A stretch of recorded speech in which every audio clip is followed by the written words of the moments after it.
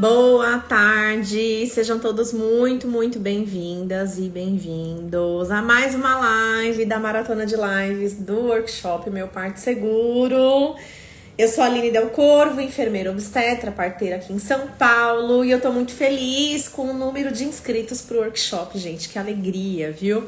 Vai ser um evento incrível, único, tem muita gestante inscrita, muita gestante que já preencheu lá o formulário, para que de fato a gente possa entender quais são os medos, as inseguranças, né? O nível de conhecimento de vocês com relação às violências obstétricas. Ontem, eu e a minha equipe, nós estávamos preparando a cartilha de orientações, né? E eu fiquei muito assustada, porque enquanto alguns estudos falam que 1 para cada 4 mulheres vivem violências obstétricas, existem algumas atualizações dizendo que 45% das mulheres vivem violências obstétricas. Não 1 para cada 4, não é 25%, é 45%. E aí isso só me mostra que a gente precisa mesmo de estar munida de muito conhecimento de qualidade para se blindar desse tipo de violência, que de fato a gente consegue, a gente leva para a nossa vida esses traumas das violências obstétricas, né, que acontecem desde o pré-natal, acontecem na realização dos exames, acontecem na sala de parto, acontecem no pós-parto, na amamentação, né? Então é importante vocês saberem dos seus direitos, né? É o momento certo de ir para o hospital, tentar ficar o máximo do trabalho de parto em casa, para que vocês fujam da vulnerabilidade, porque no momento que os hormônios estão tomando conta ali do seu trabalho de parto, vocês ficam muito vulneráveis, né? E a importância do acompanhante para te defender das violências, né? O caminho mais seguro para que de fato vocês vivam um parto seguro, blindado das violências obstétricas, não é a cesárea, né? Tem muita mulher que quer fugir das violências obstétricas agendando uma cesárea. Por isso que 86% dos nascimentos pelo convênio acabam sendo cesariana. Por isso que a cada reels que eu posto aqui nas redes sociais, muitas mulheres falam: ai, Deus me livre, parto normal, Deus me livre, médico sentando na minha barriga pra fazer o meu bebê escorregar igual um pinhão, né? Pá! Deus me livre, né? O corte na minha vagina, Deus me livre. Então, assim, tem muita mulher que recorre à cesárea achando que a cesárea vai resolver as violências obstétricas, só que não, né? Tem muita mulher de cesárea que também vive violência, e a própria cesárea, sem ter clareza dos riscos, também não deixa de ser uma violência obstétrica, porque na verdade ela te expõe a muitos riscos que você não sabe, né? A cesárea, ela nasceu justamente para salvar vidas, não para que aconteça de forma rotineira. É que acontece que num país em que se visa tanto lucro, comodidade, né? Utiliza-se da cesárea para que o profissional não saia de casa de madrugada para atender parto, né? Para que as instituições, então, lucrem muito dinheiro, quando na verdade quem tá perdendo muito são as famílias, né? A saúde materna, a saúde infantil. Tá ruim o áudio, Thaís? Gente, tem mais alguém com dificuldade de ouvir? Ou é só a Thaís? Contem aqui pra mim. Aumenta o seu volume. Ah, olha lá, entrou mais uma. Agora ouço? Ah, então tá bom. Tomara que seja só o seu microfone aí, Thaís, vamos ver. Então, é complicado, sabe? Obrigada, Thaís. É complicado porque se peca muito nessa questão de não ter clareza, né? A mulher, durante o pré-natal, ela não tem acesso a um conhecimento de qualidade. Então, acaba se optando, então, por via... Que bom, Meire, obrigada. Acaba-se, então, optando por vias mais... financeiramente mais lucrativa para os profissionais, né? Então, eu não sei se você sabe, mas a via de nascimento mais fisiológica, mais natural, ela é muito mais benéfica para o corpo da mãe e para o corpo do bebê. E se você ainda tá em cima do muro, né, acreditando que, será mesmo, né, que essa enfermeira tá certa? Será que o meu médico não tá certo de querer me levar para uma cesárea? Porque até meu marido tá falando aqui, né, que a cesárea pode ser melhor, né, que fulana fez cesárea, minha sogra fez cesárea, minha tia fez cesárea. Tá todo mundo vivo aí, né, Por que será que eu também não posso fazer uma cesárea? Você pode fazer o que você quiser. A questão são os índices, são os números, né? São as incidências. Então é importante a gente estar bem atento aí ao que de fato a gente quer colher lá no nosso futuro. Porque muita coisa a gente não colhe no momento do procedimento cirúrgico. Não é no agora que a gente vai colher as anormalidades, nem nós e nem os nossos filhos, né?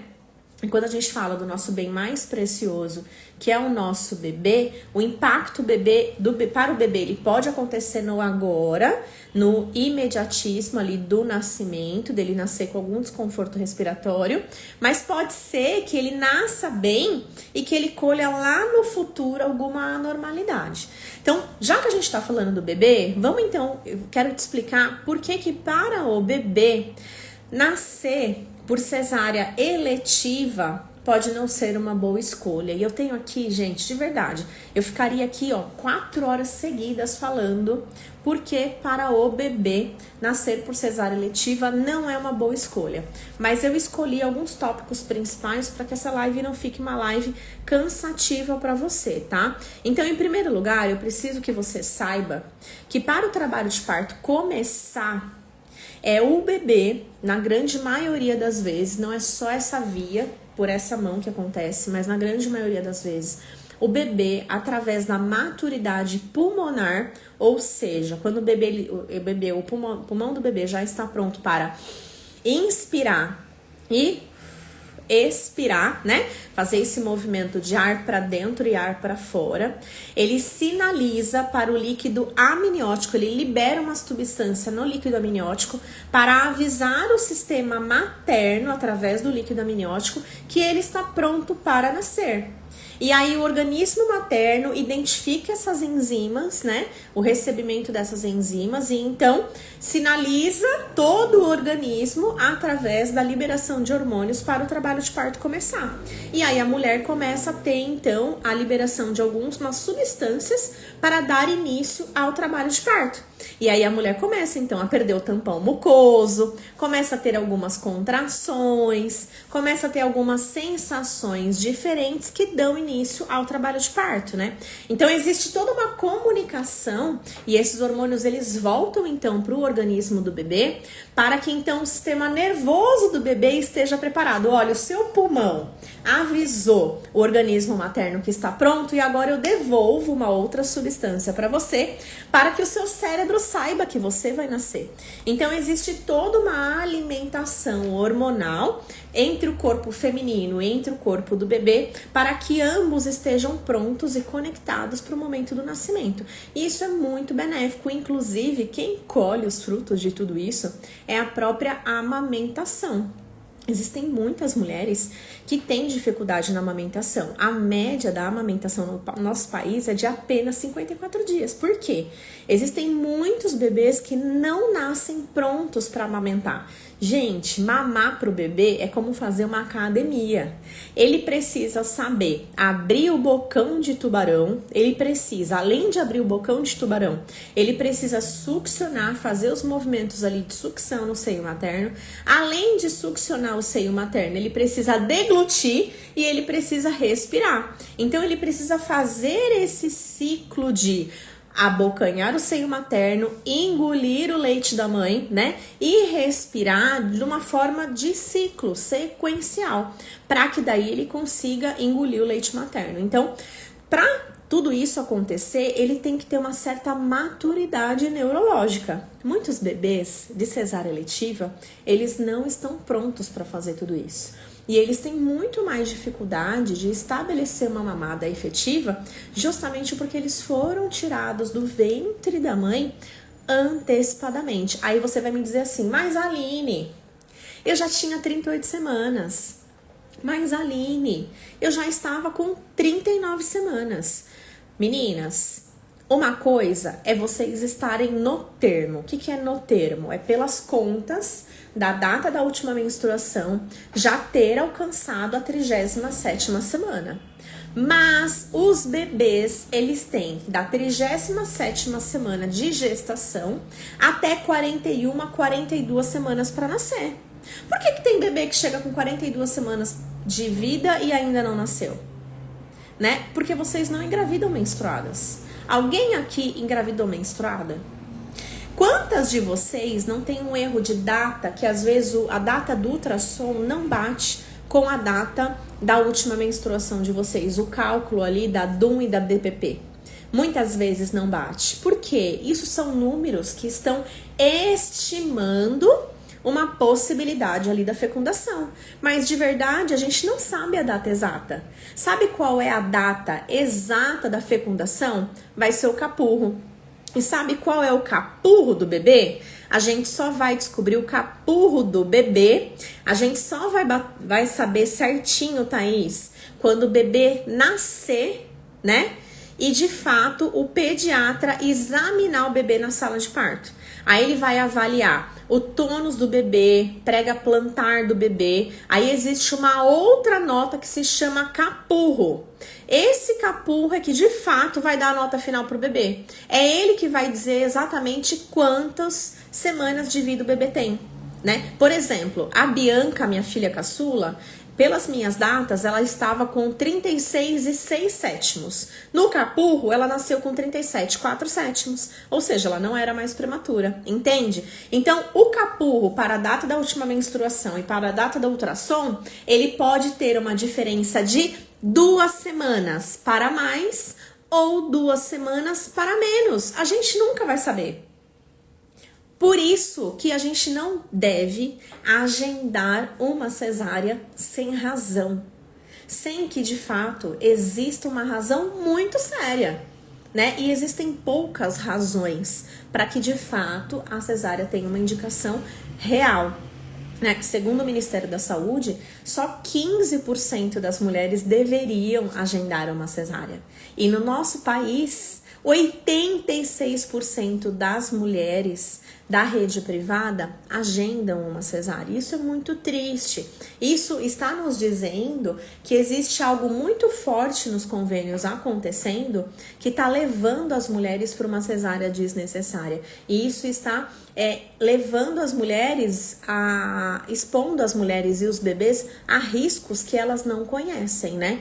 Então é muito triste quando a gente faz, por exemplo, uma publicação aqui no Instagram e aí vem aquela chuva de mulheres dizendo: é meu corpo, eu escolho o que eu quiser. De fato, você escolhe, mas você tem clareza de tudo isso antes de fazer as suas escolhas? Porque de fato você pode escolher. Você pode ter vivido um trauma em gestação anterior, você pode ter perdido alguém, né, por parto normal, algum parente, algum primo, algum sobrinho. Cada um tem a sua história de vida e tá tudo bem.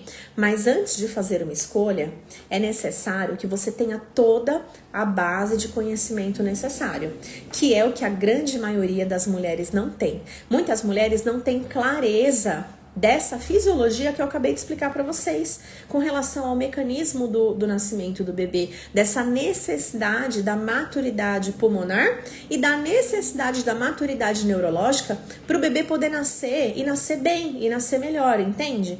Então, tudo isso precisa ser levado em conta, né? Não é porque você tá com 37, 38, 39 semanas que o bebê tá pronto para nascer. Tá pronto? Existiu o trabalho de parto? Não existiu, então ele pode ser que não esteja pronto, né? Não é só abrir a barriga e tirar o bebê de lá de dentro. Ele vai sinalizar pro seu organismo quando ele estiver pronto, né? A gente não pode sair abrindo a barriga e tirando o bebê por uma questão de conveniência. A gente até pode, né, optar por uma cesárea, mas vamos então permitir que o trabalho de parto aconteça? Vamos permitir que o bebê escolha a data do aniversário dele justamente para que exista essa comunicação hormonal em primeiro lugar, para que essa maturidade neurológica aconteça, essa maturidade pulmonar aconteça, né? E fora, gente, essa questão imunológica, né? Vocês já pararam para pensar que quando o bebê ele tem contato com a mucosa vaginal da mulher, ele também tem o benefício de melhorar a sua imunidade pelo simples fato de ter contato com a flora vaginal de uma mulher, da sua própria mãe, e não ter como primeiro contato aqui no mundo extrauterino as luvas de um profissional médico, né? Uma outra questão muito importante também: o melhor lugar do mundo para um bebê estar logo após o seu nascimento é o pele a pele com a sua genitora, que são os vídeos que eu coloco aqui no meu feed com muita frequência. Não sou só eu que coloco, não. É só vocês fuçarem aí nas redes sociais, em sites de busca, que vocês vão ver muitos vídeos, como os poucos que eu coloco aqui nas redes sociais pra vocês, porque ainda tem que ter muito cuidado pra postar, porque senão o Instagram ele bloqueia com muita facilidade aqui excesso de corpo nu. Então eu tenho que selecionar muito bem os vídeos que eu coloco aqui pra não ser bloqueada, né? Mas os bebês de cesárea, eles são facilmente tolhidos desse momento, né? Eles são privados desse contato pele a pele, porque a mulher da cesárea, ela fica refém, muitas vezes, de monitorização, né? Então, existe aquele campo cirúrgico que é colocado entre ela e o procedimento que tá acontecendo. Ela tá, muitas vezes, com a veia pega, ela tá monitorizada, né? E ela tá com os braços abertos naquele suporte que fica ali nas laterais, né? Então, é muito difícil de acontecer dos profissionais da equipe ali do parto permitirem que soltem os braços dela, né? E abram aquele avental cirúrgico para permitir o contato pele a pele daquele bebê com ela, né? Porque o centro cirúrgico, ele tem aquela história da contaminação, da sala com 16 graus. Então, eles não permitem esse acesso do bebê ao colo da mãe, né? Pegam o bebê ali da barriga dela estéreo, tudo com álcool, tudo com produto, e colocam o bebê no berço aquecido, né?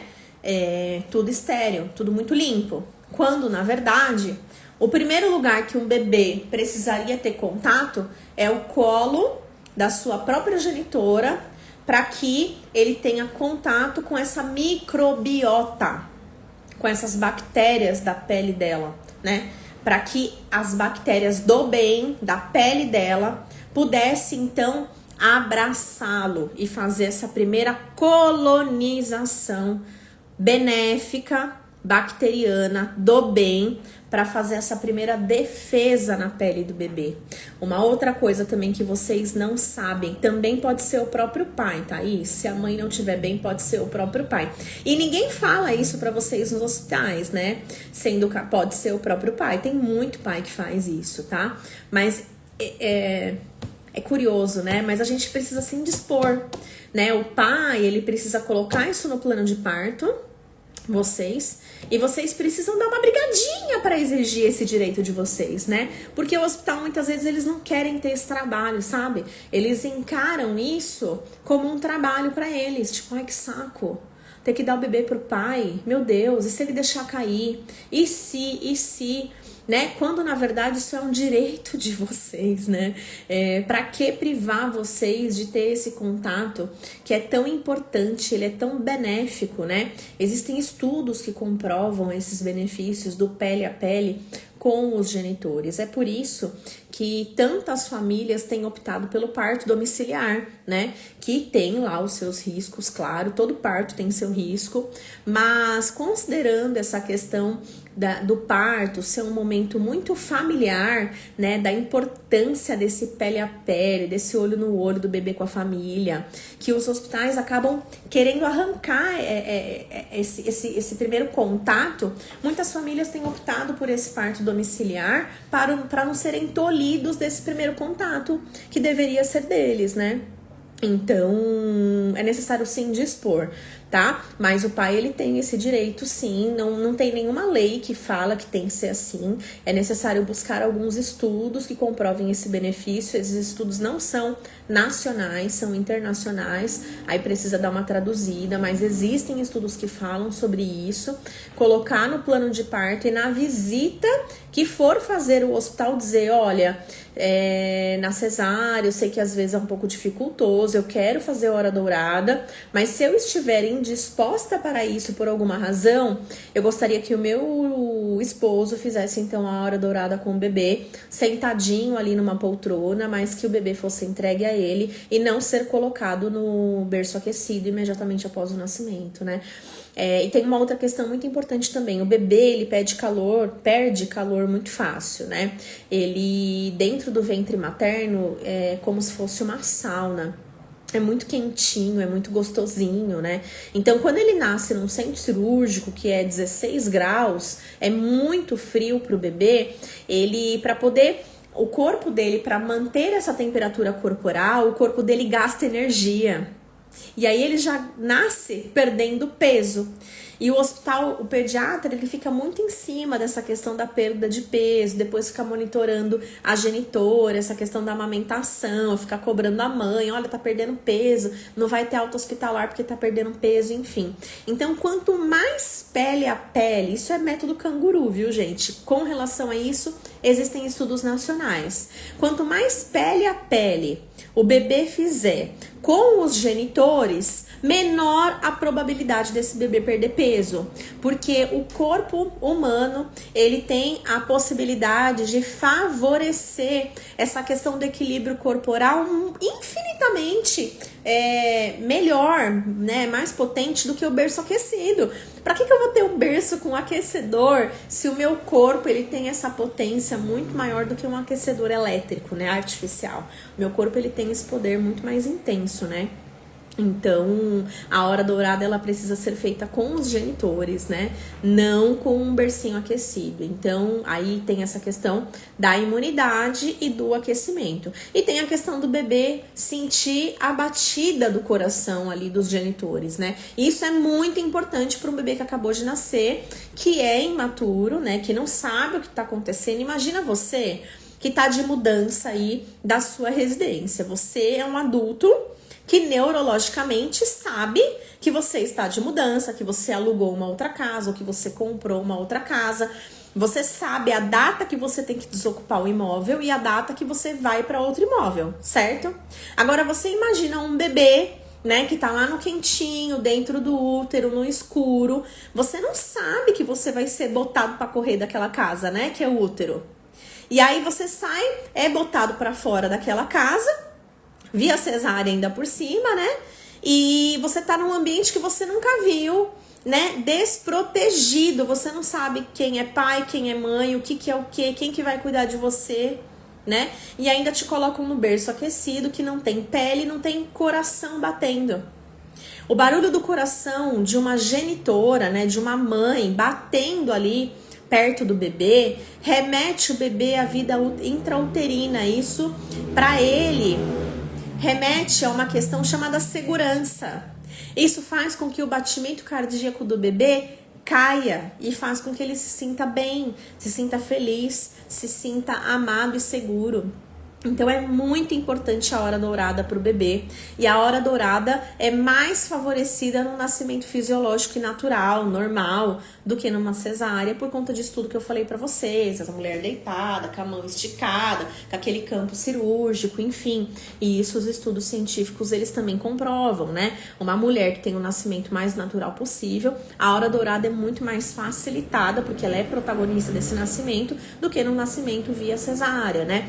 Então vejam só como medicalizar o parto, ele é muito mais complicado até para essa questão da maturidade do bebê, de você ter esse primeiro contato com o bebê. É muito complicado, né? Os hospitais, eles acabam não facilitando muito isso, é tudo mais chato, você tem que se impor, você tem que discutir, o seu acompanhante tem que ficar discutindo, né? Porque essa questão da hora dourada com o genitor ainda é uma questão de ter que se indispor bastante. É muito chato você estar num momento no dia ali mais especial da sua vida e ter que ficar se indispondo com esses detalhes, né? Então, o plano de parto, Thaís, você faz e você entrega no hospital no dia do nascimento. Se você tiver uma equipe de assistência ao parto, você entrega para a equipe antecipadamente, mas ainda assim você leva no hospital no dia do parto também, viu? E leva várias vias e precisa protocolar uma via que você entregou, senão depois, se você sofrer algum tipo de violência obstétrica e você não tiver uma via protocolada por alguém no hospital, você não tem como recorrer a nenhum direito, porque você não tem uma via protocolada por alguém, tá bom? Deixa eu pegar aqui a minha colinha, só para saber se faltou eu falar alguma coisa com relação ao bebê.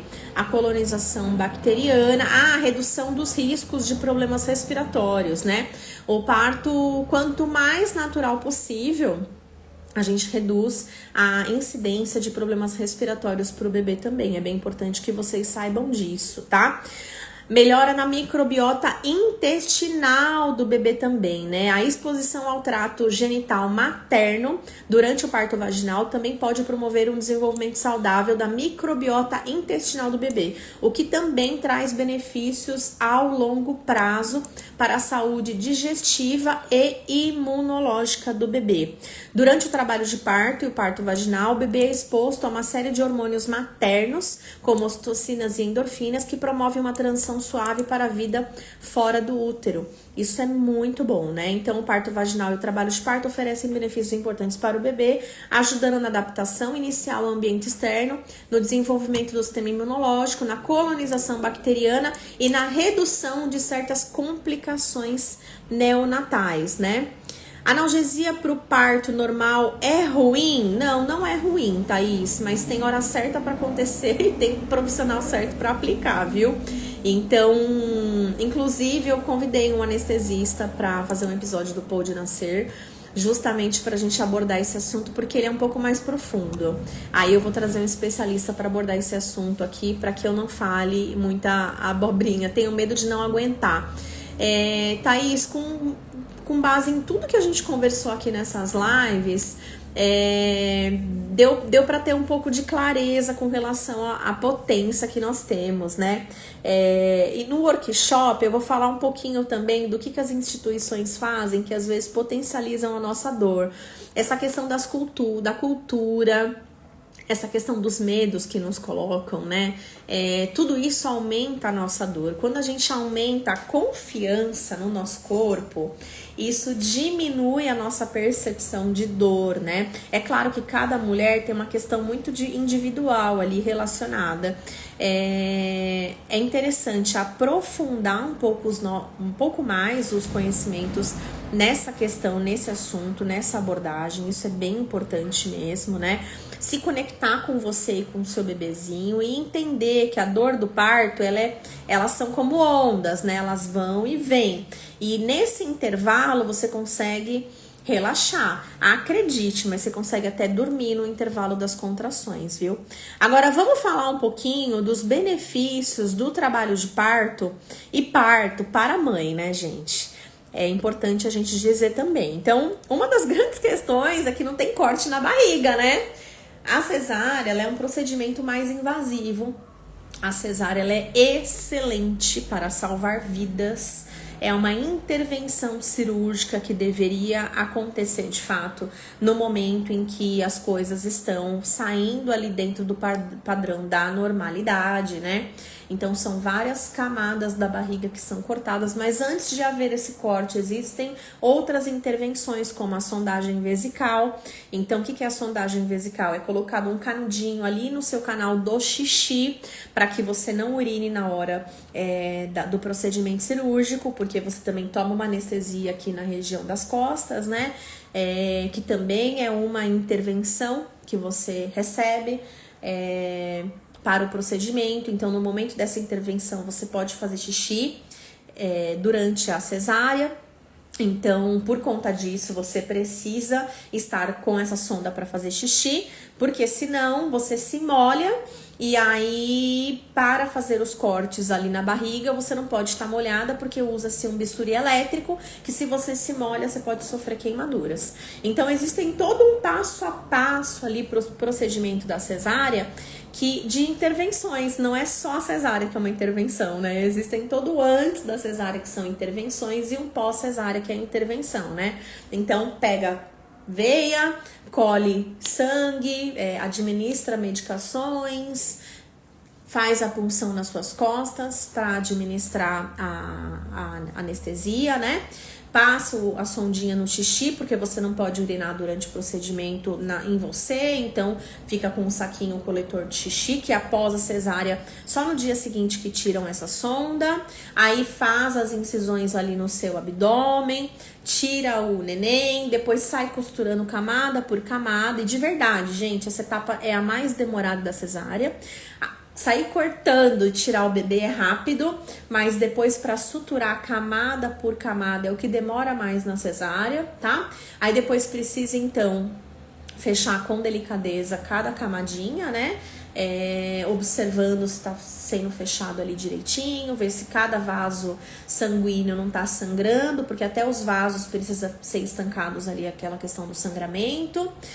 Faz o curativo, vê se tá tudo certo com o útero da mulher, se não tá sangrando muito.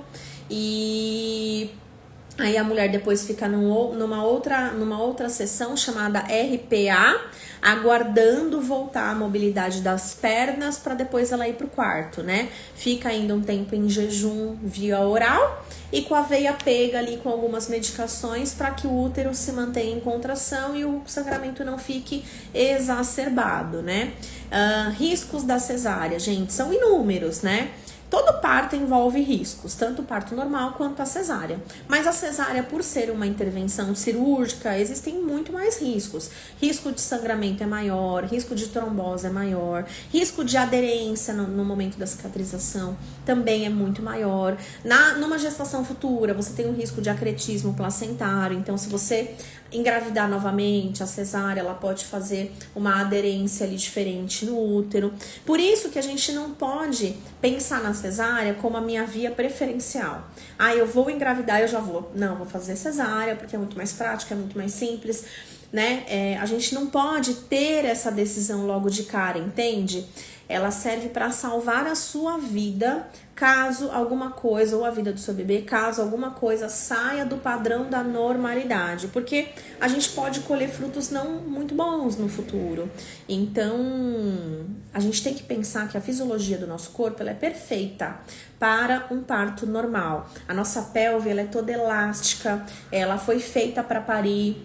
O nosso corpo, o bebê, o nosso corpo, eles são sábios, né? Para conduzir esse nascimento. 96% dos bebês ficam de cabecinha para baixo. Olha que perfeito, né? Durante a gestação ele rotaciona, ele faz cambalhota, ele vira para um lado e para o outro. Mas Aline, aqueles bebês que ficam com um nó, com o cordão umbilical no pescoço, né? Gente, isso é mito. O bebê não respira pelo pescoço, então não tem problema ele ficar com o cordão no pescoço, né? Existem tantos mitos que plantam na cabecinha de vocês durante a gestação, que tudo isso foi nascendo ao longo dos anos, justamente por profissionais maldosos que querem que você pague a cesariana para eles, né? Tanto para os profissionais quanto para as instituições. Então a gente precisa olhar para tudo isso e se permitir aprender sobre o seu corpo, sobre de onde você veio, sobre a natureza, né? Olhar para como eram os nascimentos lá atrás. Aline, mas lá atrás morria tanta mulher, morria, porque essa questão da higiene, da água encanada, isso, muita coisa era muito precária. Hoje as coisas já não são mais assim, né? A gente ainda tem o hospital para parir, tem outras questões também muito mais modernas, mas a via de nascimento muito intervencionista, ela acaba não sendo muito bem-vinda, né? Então eu te convido a refletir sobre a natureza do seu corpo, o quanto o nosso corpo é sábio e inteligente, né? O quanto estão te roubando esse protagonismo do nascimento, o quanto essas consultas rápidas focadas em exame, altura uterina, ouvir o coração do bebê e medir sua pressão, acaba te privando de ter esse conhecimento de qualidade, né? E amanhã é o dia do nosso workshop Parto Seguro, né? Um evento 100% online gratuito para que você possa, então, ter mais conhecimento de qualidade e conquistar um parto seguro blindado das violências obstétricas. Para quem ainda não se inscreveu, o link tá na bio do meu Instagram. Aproveite para participar. Eu não sei quando eu vou fazer um evento desse novamente, né? Nós já temos quase 700 mulheres inscritas. Eu tô bem feliz com relação a isso, né? É o primeiro evento online que eu faço.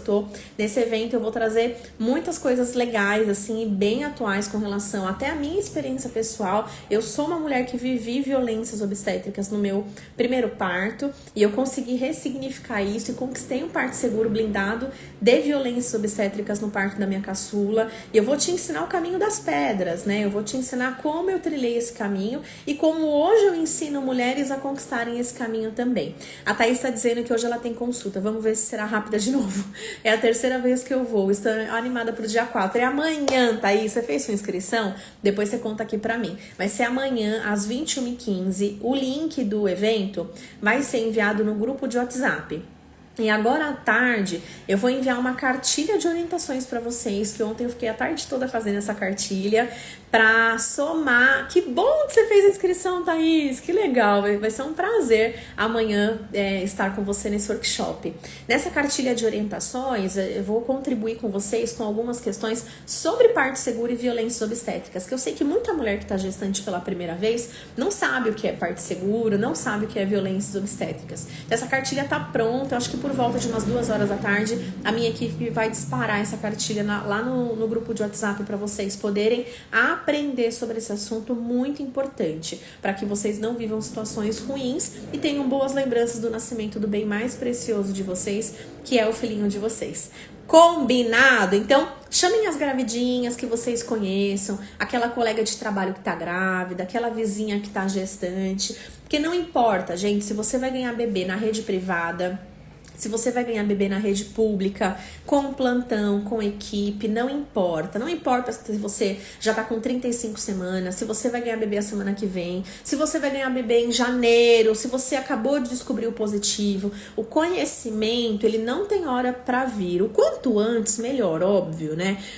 Porque tem muita coisa que eu preciso que você saiba. Mas se você só tá tendo a oportunidade de aprender agora e você já vai ganhar bebê logo, não tem problema. Para tudo que você estiver fazendo e vem para esse workshop, porque certamente tem muita coisa que você ainda não sabe, que eu faço questão de te ensinar.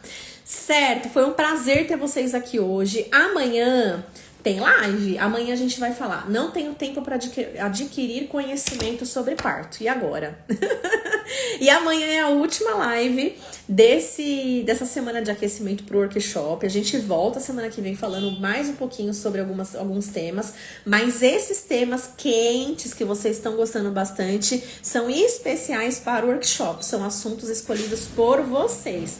E essa live aqui, ó, ela vai ficar salva no meu canal do YouTube daqui a pouco, né? Pra quem chegou atrasada, pra quem tá no horário de almoço do trabalho e não conseguiu assistir inteira, eu vou disponibilizar, tá bom? O link pra vocês aqui nos stories daqui a pouquinho. Um beijo grande, foi um prazer estar com vocês aqui novamente, tá bom? Obrigada, Thaís. Obrigada pra quem bate cartão aqui todo dia, meio-dia, junto comigo, que fala pra mim se o som tá bom, se o som não tá, né? Através das lives, minha percepção sobre o parto normal vem mudando, está me ajudando muito. Que bom, Mary, eu fico muito feliz de poder contribuir com você, viu? De verdade. Obrigada por estar aqui. Você e a Thaís, ó, vocês batem cartão todo dia aqui nessas lives. Eu fico bem feliz, eu não me sinto só. Tá bom? Um beijo grande. Eu espero vocês amanhã aqui de novo nesse bate-canal e no workshop também, viu? Eu tô contando com vocês. Obrigada, meninas. Até amanhã. Bom almoço pra vocês, tá? Beijão.